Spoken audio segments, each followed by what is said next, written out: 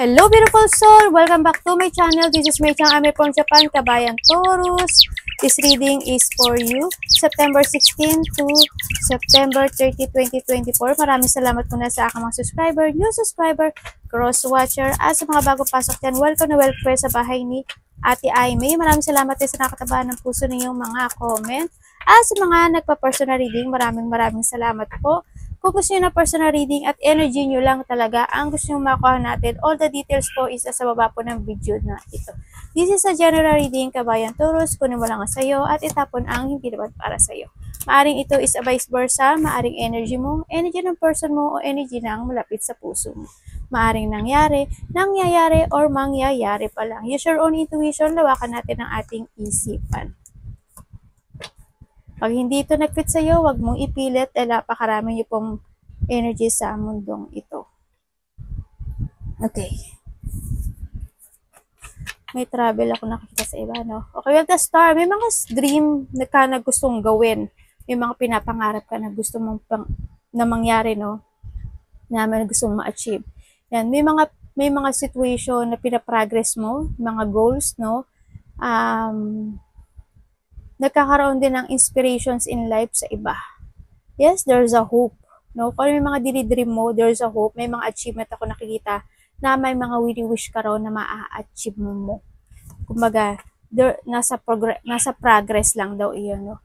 And we have the bird. Yan, may mga pinag-uusapan ka daw. No? Yan, may mga pag-uusap, chismis, may mga maliliit na problema darating, magkakaroon ka ng mga anxiety, may mga sitwasyon na yes, may mga sitwasyon na maaari ma-excite ka. Yan, makakaramdam ka ng excitement. And may mga sitwasyon na hindi ka daw mapapakali. Ingat din kasi we have the fox. Yan, may mga tao na pwedeng manglinglang sa'yo. Or tao na makasarili. May tao na kaspeso-spesya, kailangan mong maging matalino. Mag-ingat, no? And then, may mga maling mga gaganap o mga maling mangyayari sa buhay. Ingat lang din. Trust your intuition. Sa nakita ko sa'yo dito, yes, there's a new beginning. May mga pagkikita ng isang pamilya, no? Or may mga wish come true na magaganap. Ako nakikita. Pero ang nakikita ko dito,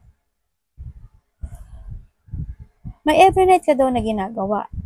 May mga every night ka na pinag-iisipan. More on, kayo, no, mahilig ka magmuni-muni or mas minsan gusto mo ng sitwasyon na mag-isa. Yun na nakikita ko. Nagkakaroon ka ng doubt sa ibang bagay, no? Kaya medyo nakita ko magulo yung isip mo. May emotions ako nakita. Maaring ito is alungkot. Maaring mga nangyari in the past. Sa nakita ko dito, maaring tao na malapit sa'yo ang nakakapagpabigay ng emotions na ito, no? Sa nakita ko. May mga sitwasyon talaga sa nakaraan na hindi pa mo makalimutan, no? Kasi, nagkaroon ba ng pag-aaway? Ganyan. Sa ngayon kasi, nandito kasi situation mo na you are recovering, nagre-recover ka sa sitwasyon. May mag-iisip na ano dapat gawin, naghahanap ka ng mga katotohanan, ng mga solutions. Yan, hinahanap ko yung dapat na gawin kung mag-i-stay ka pa ba or mag-go ka na. May mga doubt, may mga paghihintay, may mga doubt ako nakikita sa'yo. Hindi mo alam kung magti-take action ka na ba, ganyan. Nakita ko sa'yo, you're deciding. Kung baga, there's an option sa'yo naman na dapat mong gawin pero magulo ang isipan mo. No? Nagiging emotional ka lang sa akin. Hindi ka nagtatrust sa intuition mo, kumbaga. Sinasabi dito, there's a new beginning, there's a new offering na parating sa'yo, action na lang. Kasi the future is in your hand. No? Kumbaga, success to move forward sa future. Kailangan dito ng positive motion. Create again, start a new beginning, a fresh start, change ang kailangan, and then action, trust the intuition, and move forward and effort. Kita mo dalawa si Chariot to. Create again yourself, no? Create again yourself, finish the unfinished, ang nakikita ko dito. So, kasi nakikita ko dito, hindi yung, tingnan natin baka si Ten of Cups nandito. Kasi may mga wini-wish ka na gusto mong mangyaring na pagbabalik ng isang, parang gusto mo, parang there is someone here na gusto ng another beautiful day or bagong buhay, bagong sigla ng isang relationship, either family, relasyon, or kung ano man yan, sa nakita ko ito. Hindi yung nasa isip mo yun, no? Yun yung mga hinihiling mo sa ngayon. Yung magkaroon ng kapanatagan at nga, di ba? Di ba sabi ko? Sabi niya ate, di ba?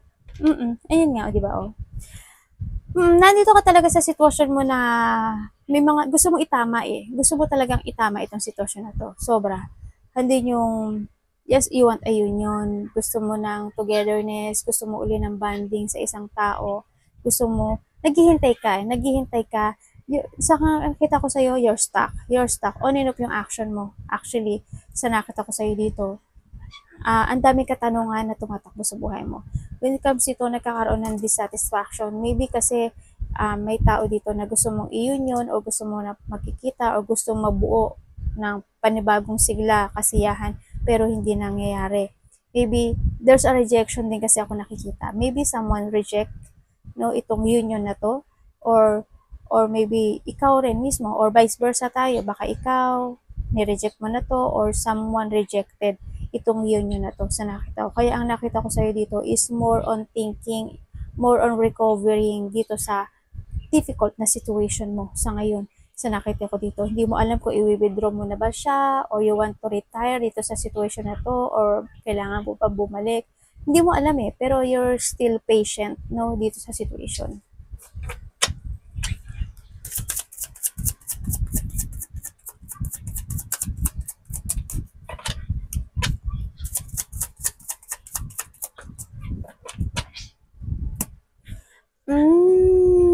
Okay.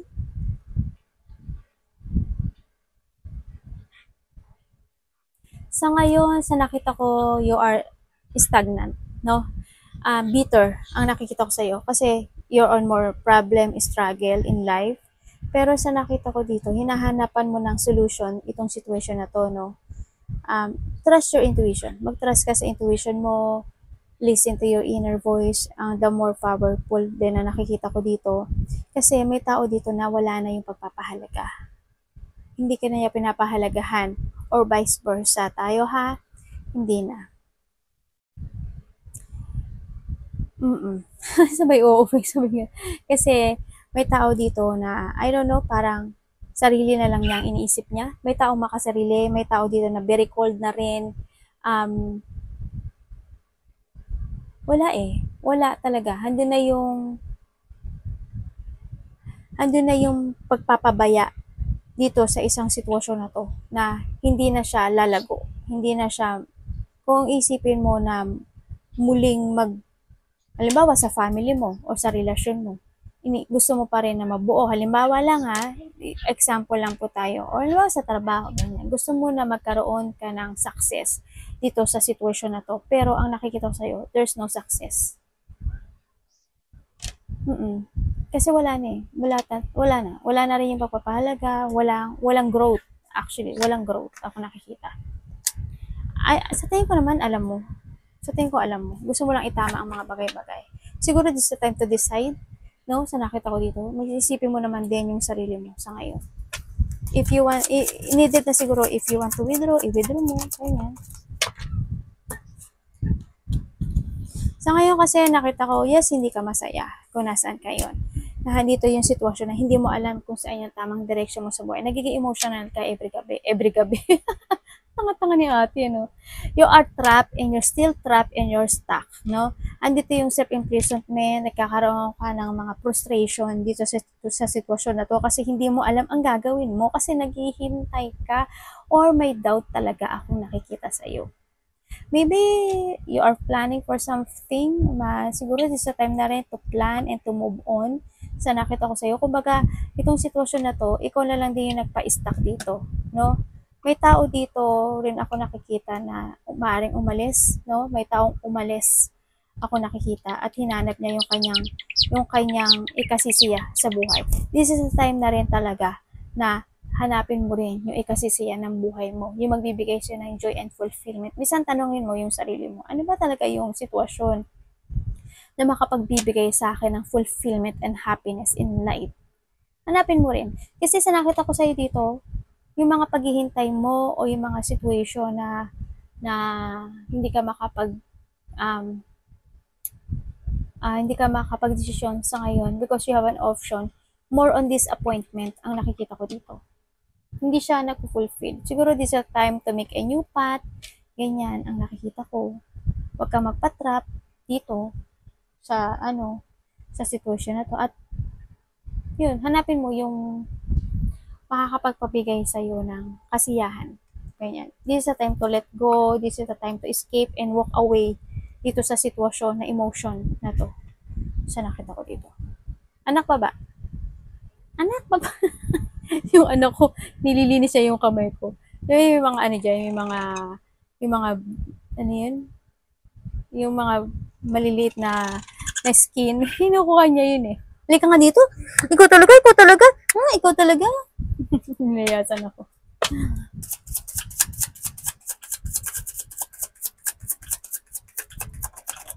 Thank you. Oh my God, the devil.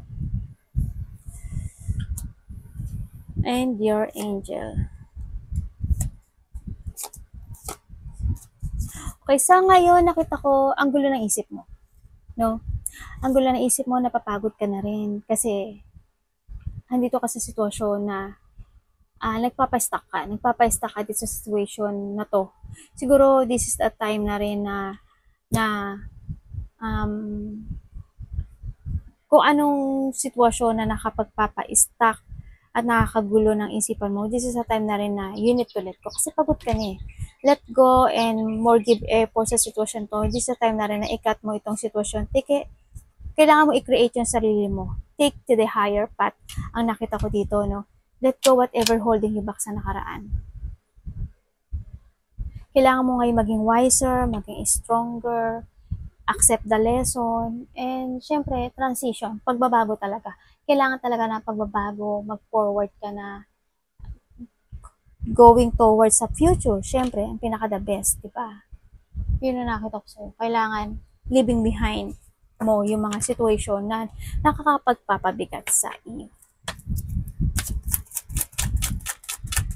Huwag mo rin dayain yung sarili mo. No? Hangman. Ano ba mangyayari? Yes. Oh God. Hindi mo alam ang gagawin. Huwag kang manghinayang. Huwag kang manghinayang sa mga nawala, natapo, nasayang. Kasi, ang isang situation, kapag nagkaroon na ng lamat at na-broke na yan, pag finix mo uli yan, hindi na yan mabubuo ng tulad ng dati. Hindi na talaga. May lamat na yan at hindi na yan makinis. Anytime pwede yan muling mag-break or mag-broke. Hindi na yan magtatagal ng forever lasting. Never. Ako na. Parang pinagdidiktikan ni ate, no? Pagpasensya nyo ng ate nyo kasi may pagkabito ng ate nyo. Well, totoo naman din sinasabi ko. Pahalaga nyo ngayon yung sarili nyo. Sa ngayon, nagiging emotional ka. You're still waiting, no? Sa mga mangyayaring pagbabago sa buhay mo. Don't wait. This is a time na magplano ka, mag-strategy ka. This is a time na kailangan mo magsakripisyo at pahalagahan mo ngayon yung sarili mo. Yun yung nakikita ko sa'yo dito. Kumaga may mga opportunity and there's also an idea na nakikita ko na kailangan mong gawin. Huwag ka lang maghintay. Okay? Plano ng pagbabago, pahalagahan mo yung sarili mo. This is a time to focus to yourself. Okay? Matalino kang tao. I know na you know how worth are you. Nag-i-English sa ate kahit mali-mali. Ayaan nyo na. No? Pabayaan nyo na ang mali-maling English ni ate.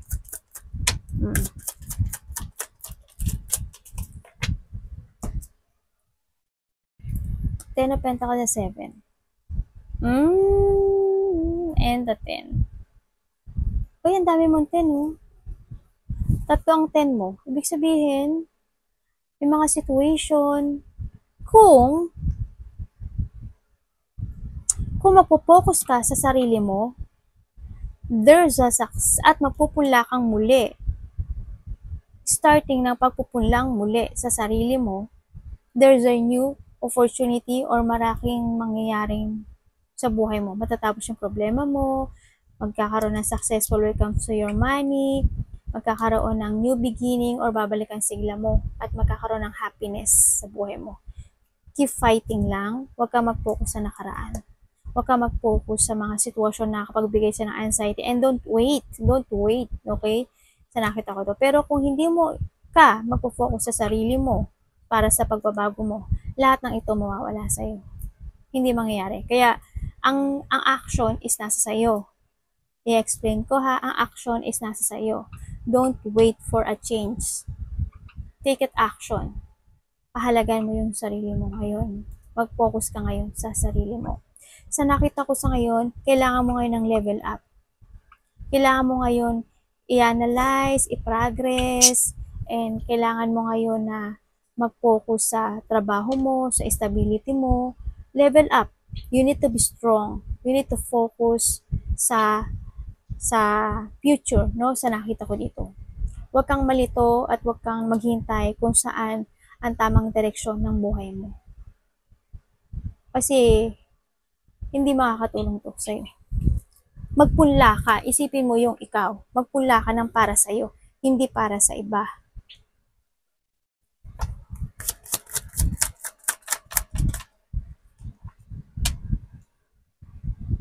When it comes to your family, nandun din naman yung support mo when it comes to your family. Yes. May tao dito na maaring gulo ng isip mo. You're in pain, ano? Sa nakita ko dito, nagkaroon ng separation. Okay. May tao, nagkaroon talaga ng, nakita ko ngayon is more on pain ka, depression, maybe may mga sitwasyon na nakakaramdam ka ng lungkot, no? Nakakaramdam ka ng hindi ka masaya, mga emotional pain, mga sitwasyon na disappointment when it comes sa trabaho mo, sa iba, sa relationship mo, sa family mo, sa nakita ko. May tao dito na maaring, I don't know kung mas matanda sa iyo yung karelasyon mo, ang nakita ko, or there's a person dito na matanda na malayo na sa iyo, na lumayo, maaring ito is nagkaroon ng hiwalayan, ano, sa nakita ko, or vice versa.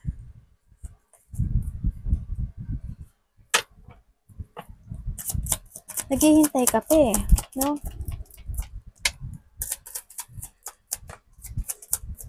Yung iba dito na-admire sa isang pagkain, no? Na-admire kayo sa pagkain na gustong-gusto nyo. Or maybe nag-change ka na ng food mo, ganyan.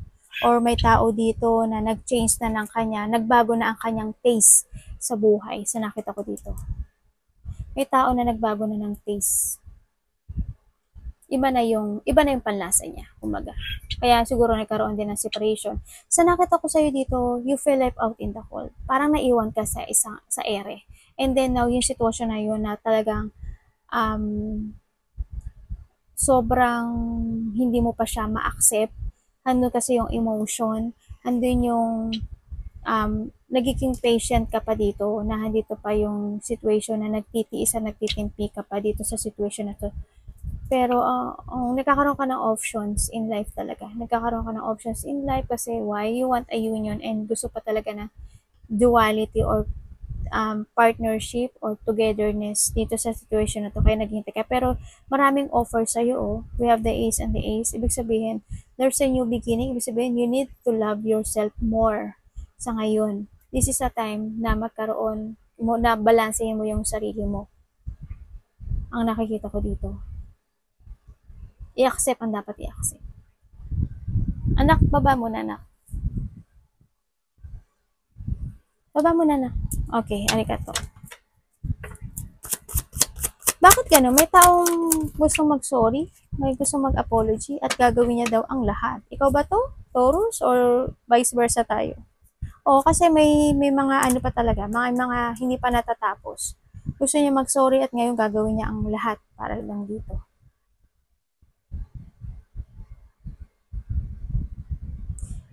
Also, this sa laban, no, sa iba. Anong mangyayari po kay Magician? Yung iba ba sa inyo, nagtatrabaho ba kayo sa matao? Parang ang taing tao ako nakikita.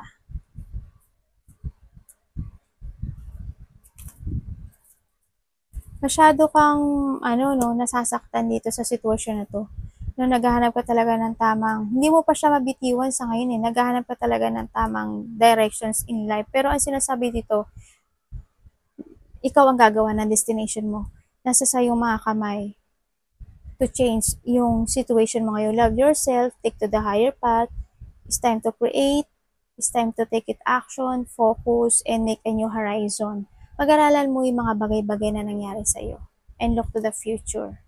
Isipin mo naman ngayon yung sarili mo at pahalagahan mo ngayon yung sarili mo. This is a time na rin na kailangan mong maging matalino, clever, and smart. Yun, yeah, clever and smart, tsaka and saving money. Make a new horizon. Yung iba dito siguro related ang love or related ang new work or mga ganun ang nakita ko.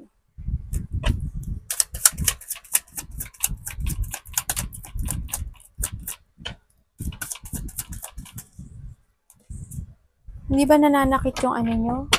Likod nyo? May mga biglaang nangyari na pagwasak ng isang foundation dahil sa pagsisinungaling at paglayo. Dahil yung isa sa inyo ay iba na ang na-focus. Someone want communication, need ng healing, they're waiting sa pagbabago, pero someone is transforming at may ikinat na sa buhay nila. Sa ngayon, sa nakita ko dito, there is someone who is moving on and they put boundaries because of sa kanyang mga ginagawa sa ngayon. Bumalik na ang confident nitong tao na to at nagkaroon at nakita ko busy itong tao na to. Sobrang busy. May umalis sa nakita ko. Naging busy o maybe ikaw ito. Naging busy na siya sa buhay niya, then hindi na yung confident niya, may mga sitwasyon na marami na rin siyang tinutulungan, o humihingi ng tulong sa kanya. Kumbaga, siya yung tao na kaya niyang i-manage yung isang grupo. No, sa nakita ko, ayun, baka busy itong tao na to sa nakita ko dito. Kaya ngayon, nagkaroon na ng transformation sa kanya, mas nagpo-focus na siya sa mga ginagawa niya ngayon. Yun na nakita ko. May nagtapos na cycle sa buhay mo. Don't wait. It's time to heal. No? Sa nakita ko rin sa'yo. Pahalagan mo ngayon yung sarili mo. Arigatou namaste, God bless.